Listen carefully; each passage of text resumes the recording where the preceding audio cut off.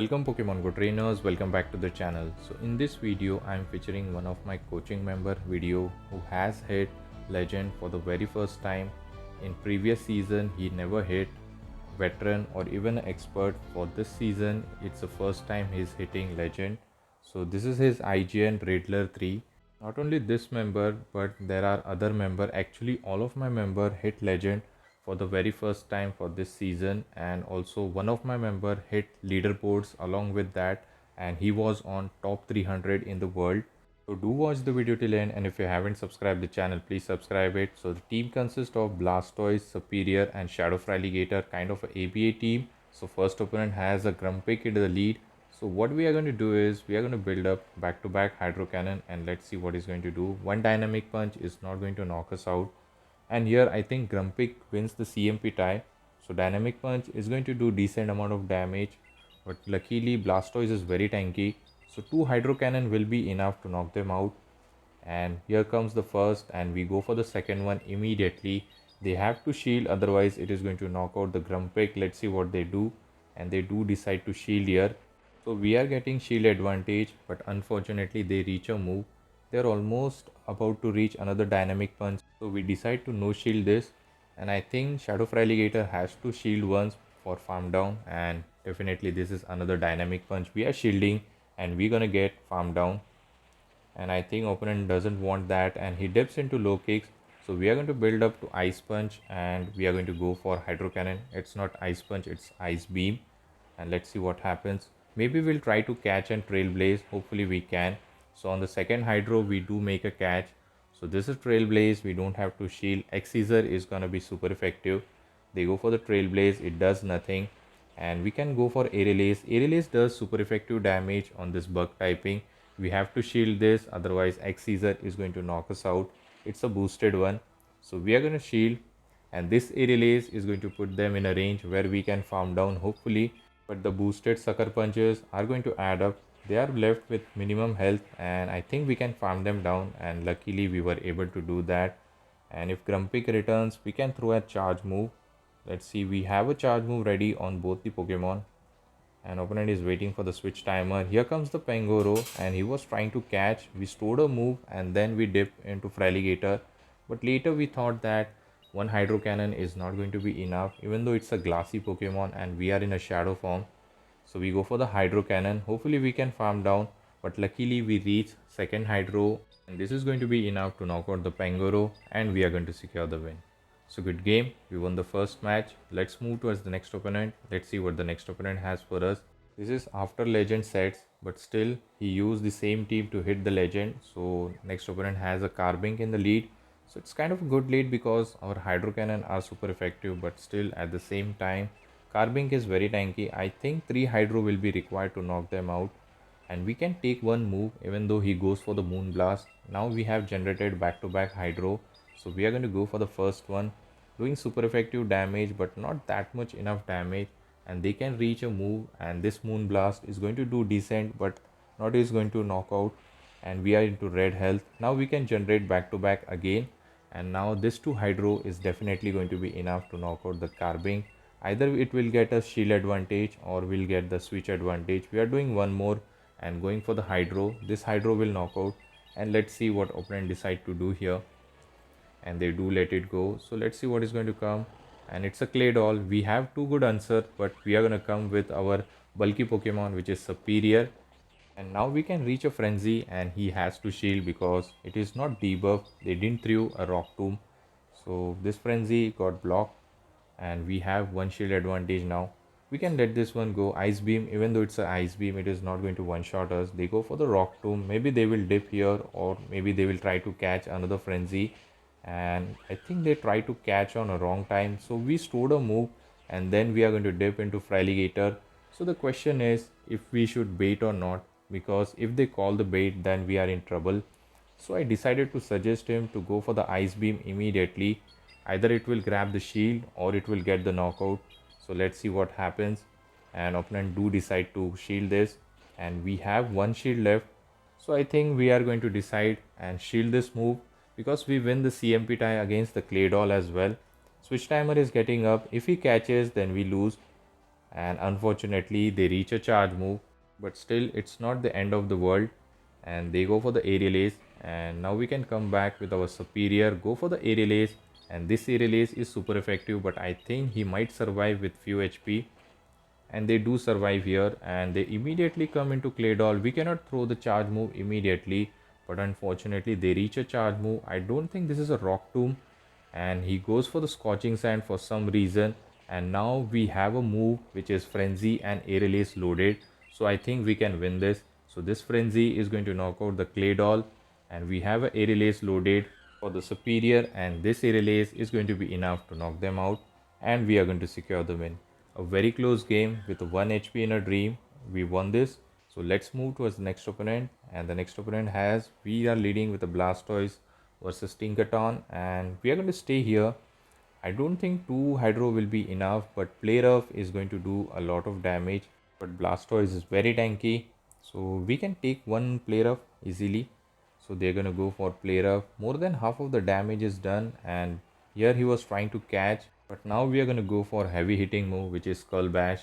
Skull Bash is going to do a lot of damage, and they do decide to shield. We can come with our Superior. Superior is a very good answer to it, until and unless they are not running Ice Beams. So we are going to call this, and this could be a Skull Bash maybe. And yes, they go for the Skull Bash, and this Frenzy is going to still one-shot them because they are in a shadow form and Frenzy hits very hard. They have to give up shield, but they are not going to do that. We have 2 shield advantage, which is good for us because 2 shielded Shadow Alligator is very deadly, and I think Tinkaton here is going for a farm down. So we can go for the Frenzy, putting them in a range where 1 Hydro should be enough from the Shadow Alligator. Unfortunately, we didn't reach any charge move on the second time. We can sacrifice our Blastoise here because I think 2 shielded Feraligatr is a better play. They go for the Play Rough, and we can come with our Shadow Feraligatr. And here I think we shield up, or we call it, actually we call it, and it was a Bulldoze. Very good call, and luckily we didn't get any debuff. We can go for the Hydro immediately. I don't think they will shield. Let's see what the final Pokemon is. Hopefully Feraligatr can handle it, and it's a Claydol, so I think we can handle the situation very well.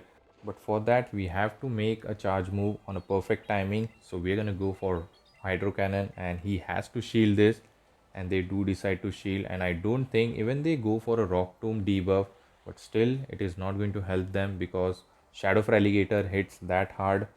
So we are going to go for 1 shield flex. So this Hydro, even though it's a debuff, still it is going to be enough to knock out the Claydol, and we are going to secure the win. So good game.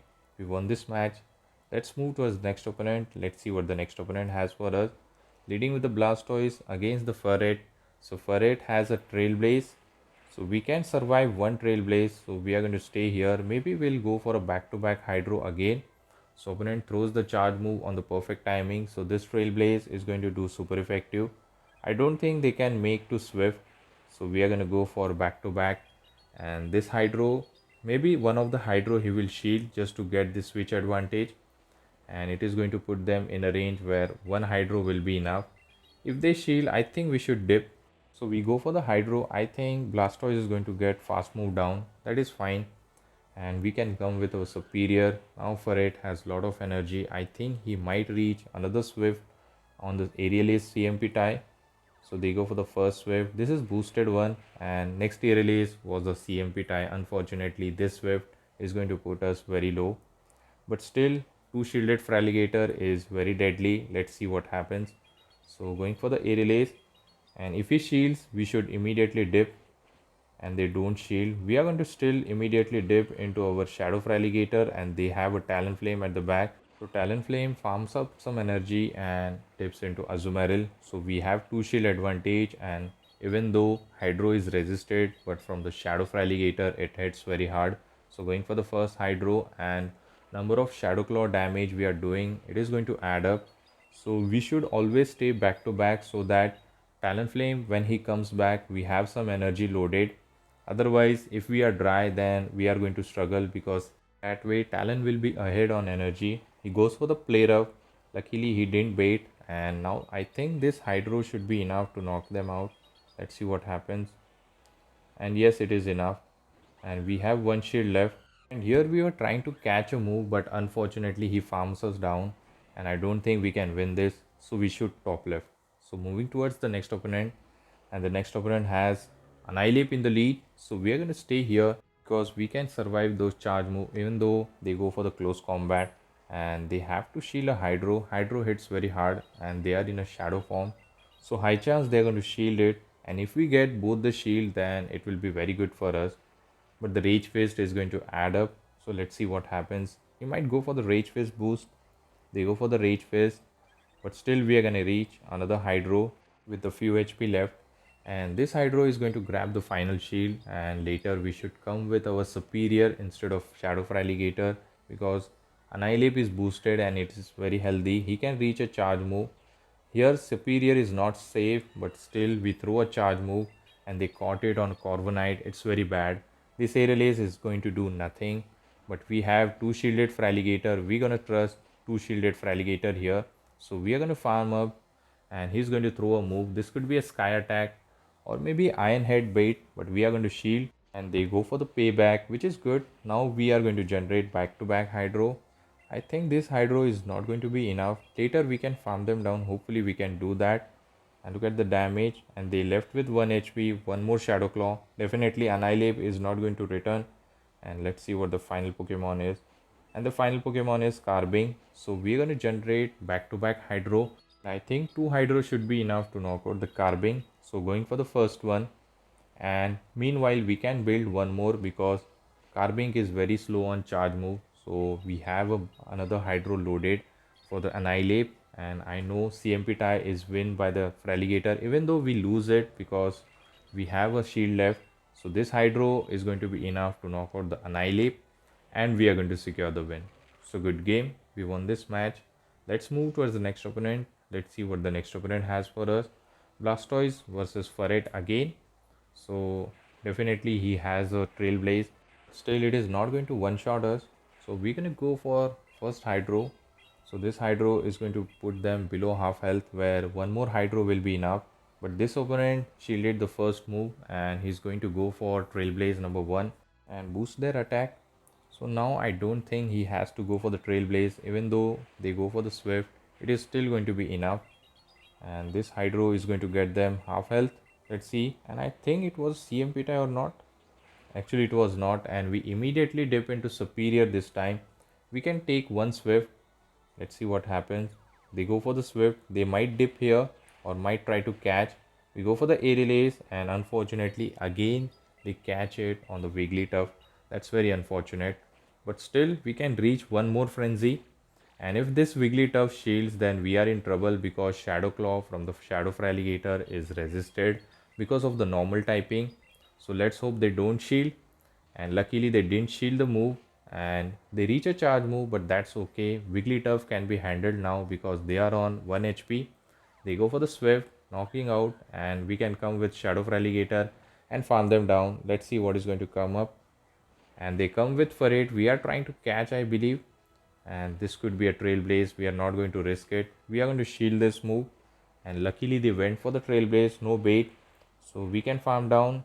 No, actually we are going to go for Hydro because Shadow Claw is resisted, and unfortunately they shielded the move. Now we have to shield one more time, otherwise this Swift is still going to be enough to knock us out. And they go for the Swift, and I think we are still trying to catch. No, actually not. Now we have back to back Hydro, and there is a Claydol at the back, so we are going to go for first Hydro. This is going to put them very low, and next Hydro should be enough to knock them out. And Ferret is left with 1 HP. Either Feraligatr or the Blastoise can knock him out. So here comes the Ferret, and here goes the Ferret, and we are going to secure the win. So let's move towards the next opponent, and the next opponent is very close to Legend. So we are going to see here Annihilate in the lead. So we are going to stay. Might be this opponent will also double shield. Let's see what happens. We are going to go for Hydro immediately. This Hydro, definitely they are going to invest the shield. Otherwise it is going to get them very low. So going for the first Hydro, and they do shield.